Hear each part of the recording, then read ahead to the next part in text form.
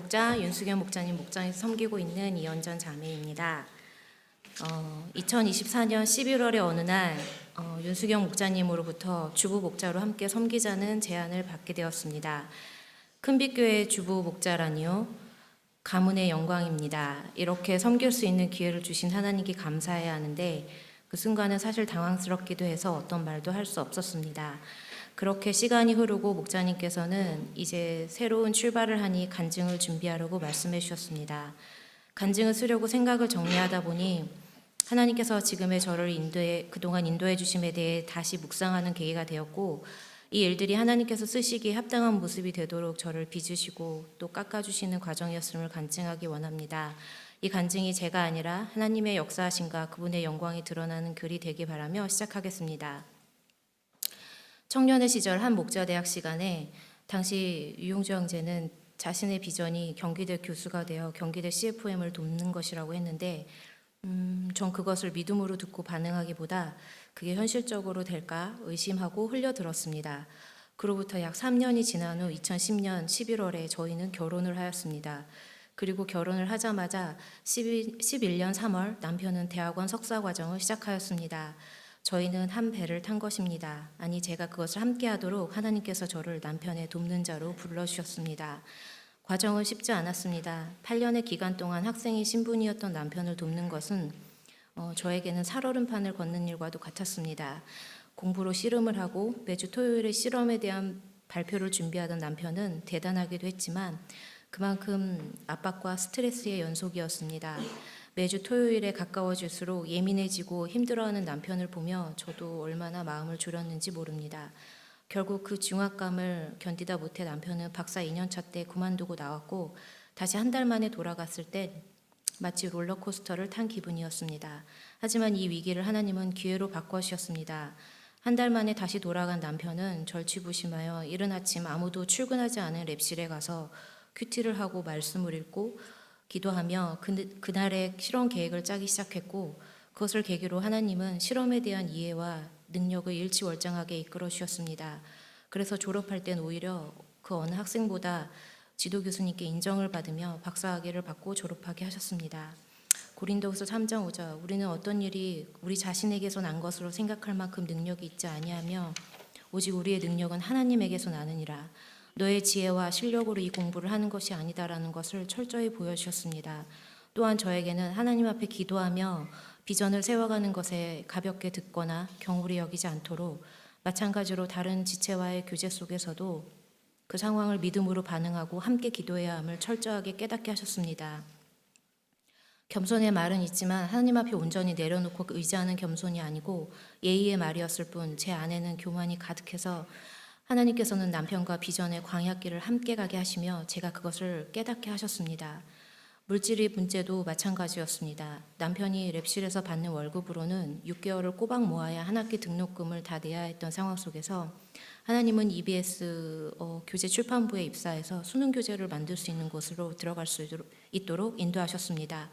이 회사를 통해 공부하고 가정생활을 할 수 있는 물질을 허락하셨고, 회사에서 제공하는 배우자 건강검진을 통해서는 남편의 갑상선 암이 초기에 발견되어 수술을 받을 수 있게 하셨습니다. 그래서 이 직장은 제게 자랑이 아니고 이 시기에 주신 하나님의 특별한 만나였습니다. 왜냐하면 직장 생활을 마치고 자녀들을 출산하고 나서는 기존 EBS에 없던 프리랜서라는 제도가 일시적으로 생겨서 저에게 사무실을 출근하지 않고도 교재를 만들 수 있는 기회가 생겼고, 또 거기서 나온 물질로 2년의 박사 후 과정 시기를 지날 수 있었기 때문입니다. 그 돈을 거의 다 썼을 때쯤 남편이 지금의 직장에 입사하게 되었습니다. 이 시기에 저희가 해야 했던 것은 여타 다른 과정과 비교하며 이 상황을 두고 서로 힘들다는 불평과 원망함으로 인해 흔들리거나 사람들의 판단과 조언에 움직이기보다 믿음 안에서 서로를 위로하고 기도하며 하나님의 인도하심을 쫓아가는 것뿐이었고, 이 시기는 절대 잊을 수 없는 주님과 함께한 시간이었습니다.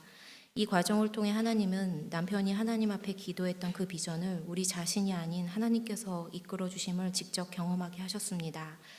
자녀에 대해서도 마찬가지입니다. 양육을 하면서 점점 괴물이 되어간 저는 비로소 제 참모습을 보았습니다. 겉으로 적당히 좋은 사람인 척 살았던 저의 민낯을 저 스스로 보게 하셨습니다.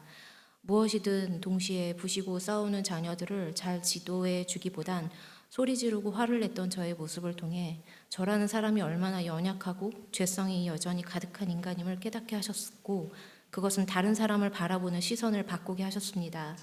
나름의 기준으로 사람을 판단하던 저에게 넌 도대체 어떤 사람인지 봐라 보여주셨습니다. 이런 저도 사랑하셔서 구원해 주신 하나님의 은혜에 감사할 수밖에 없었습니다. 또한 아들들을 통해서는 그들은 제가 노력해서 바꿀 수 있는 존재가 아니고 그들의 안전도 저의 열심으로 보장되는 것이 아닌 전적인 하나님의 사랑과 은혜임을 깨닫게 하셨습니다. 공립학교를 입학하고 점점 아이들의 가치관과 언어와 교육이 변질되는 것이 보이면서 우리 교회에 크리스천 스쿨이 있다는 것이 얼마나 감사했는지 모릅니다. 하지만 억지로 끌고 올 수는 없었기에 저희도 기도와 설득의 시간이 필요했습니다. 모든 새로운 환경에 처하는 것에 극도로 거부부터 하는 저희 아이들이 교회 안에서 유치부를 거치고 주일학교 선생님들과 잽스 선생님들의 따뜻한 섬김과 가르침을 통해 저희들의 예상보다 마음이 더 쉽게 열렸음을 보고 오히려 놀랍기도 하고 감사했습니다. 크리스찬 스쿨을 시작해야 하니 이제는 어른들이 움직여야 했습니다. 8년 동안 살았던 소아동을 떠나기 위해 기도하면서 인사를 준비했습니다. 나름 열심히 정리를 했을 땐 안 나가던 집이 가장 정리를 하지 못한 엉망인 상태였을 때 나갔습니다. 지금 얻은 집은 시세보다 좀 더 저렴한 가격으로 구할 수 있었습니다. 이렇게 집이 나가고 구하는 것도 제가 잘 준비하고 알아본다고 되는 것이 아닌 모두 하나님의 전적인 주권 아래 있음을 보여주셨습니다. 그 과정 속에서 여러 위기가 있었지만 저희의 경험과 방법이 아닌 철저히 내려놓고 기도하였을 때 하나님께서는 저희 두 사람에게 오히려 영적인 회복과 평안함과 함께 길을 열어주셔서 지금의 집으로 이사를 올 수 있었습니다. 이제 다시 새롭게 광명동에서 함께 할 시간이 기대가 됩니다.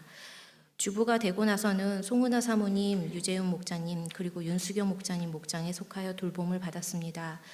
결혼 초기 직장 생활을 하고 있던 저에게 송은아 사모님은 당신은 어린 자녀들 셋을 키우시면서도 오히려 저의 상황들을 공감해 주시고 포용해 주셨습니다. 유재현 목자님은 저의 가정의 비전에 대해 그 어떤 편견 없이 믿음의 시선으로 봐주셨고 기도해 주셨으며 당시 아이들이 어려서 집을 비우는 게 힘든 저를 위해 매주 소아동으로 와주셔서 목장 모임과 맨투맨을 해주셨습니다. 그러다가 지방으로 이사를 가셨고 한동안은 그분의 빈자리로 인해 마음이 우울하고 좀 힘들었는데 오늘 주일날 설교 말씀 때 김상원 목사님께서 시편 23편 말씀을 인용하셨습니다. 주는 나의 목자시니 내게 부족함이 없으리로다. 그 말씀을 듣고 내가 또 사람을 목자 삼고 사람을 의지하고 있었구나를 깨닫고 생각을 돌이키게 되었습니다. 이후 이경희 사모님의 제안으로 윤수경 목자님 목장으로 들어가게 되었습니다. 이곳은 청년 시절 함께했던 자매님들도 있고 저희 아이들을 돌봐주셨던 유치부 교사이신 자매님까지 성숙한 자매님들은 제가 적응하는 데 어렵지 않도록 따뜻하게 맞이해 주셨습니다. 그리고 윤수경 목자님은 동분서주 어디서나 성도들의 필요, 교회의 필요에 따라 늘 소리 없이 섬기시는 모습을 보여주셨고 전 그 모습을 통해 구원받은 성도는 성장하면서 다른 지체들을 위해 저렇게 해야 되는 거구나를 깨닫게 되었습니다. 이렇게 목장이 바뀌는 것은 오히려 그 안에서 제가 배우고 따라야 할 바를 하나님께서 시의적절하게 보여주셨다고 생각합니다. 각 목장의 목자님들과 목원들의 탁월함과 성숙한 부분을 제가 보고 배울 수 있는 기회이니 말입니다. 그리고 작년쯤 윤수경 목자님께서는 저에게 맨투맨과 목자대학을 들으라고 하셨고 저의 부족함을 꿰뚫어 보신 목자님의 해안에 들을 수밖에 없었습니다. 맨투맨 시간의 목자님은 저의 고민과 어려움을 마음 깊이 들어주셨고 말씀으로도 회복하도록 도와주셨습니다. 목자대학 시간은 기본 진리 과목인데 기본 같지 않은 묵직한 가르침으로 도전해 주셨습니다. 결국 결론은 너만을 위한 삶이 아니라 그리스도인으로서 다른 사람을 섬김으로 교회를 세우라는 메시지였습니다. 영적 성장의 정상에서도 역시 더 큰 묵직함으로 구원받은 성도의 삶은 마땅히 하나님의 기준으로 맞춰서 살아야 하며 옛 가치관은 이제 버리고 다른 사람을 세우는 데 너의 삶을 사용하고 다른 사람을 판단하기보다 있는 모습 그대로를 받아들이고 포용하라. 나를 단련시키는 것은 하나님께 쓰임을 받기 위함이다. 그것은 얼마나 영광스러운 일인가. 하나님께서 맨투맨과 목자대학을 통해 주신 메시지였습니다. 그래서 제가 11월 그 어느 날 저희 목자님으로부터 제안을 받았을 때 아니요라고 말을 할 수 없었던 이유입니다.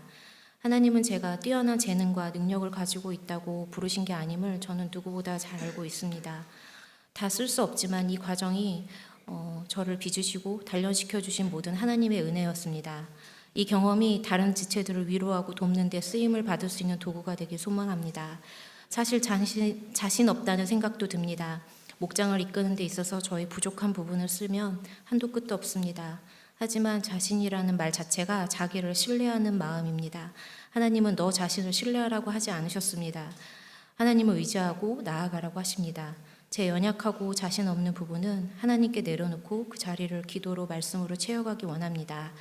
아이가 어릴 땐 부모와 손을 함께 잡고 다니면 안전하지만 컸다고 자기 멋대로 놔버리고 혼자 다니면 위험에 처할 수 있습니다. 이것이 바로 어린아이와 같은 순수한 마음으로 하나님과 동행해야 하는 삶을 살아가는 이유라 생각합니다. 마지막으로 겸손히 먼저 이 길을 여전히 신실하게 걷고 계시는 목자님들의 본을 따라가면서 그분들께 받은 기도의 빚, 사랑의 빚, 시간의 빚을 갚는 마음으로 함께 하겠습니다. 감사합니다.